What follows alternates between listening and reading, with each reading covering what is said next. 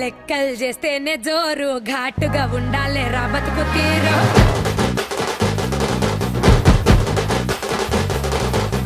నల్లి బొక్కలు జుత్తే హుషారు ఏం తింటావు రా ఉప్పు లేని పప్పు షారు కోసి కొంగడి మా కట్టుబొట్టు ఎట్లయితే గట్లయితే చూసుకుందాం పట్టు అంబలి గట్క మాదిరాసా పుటక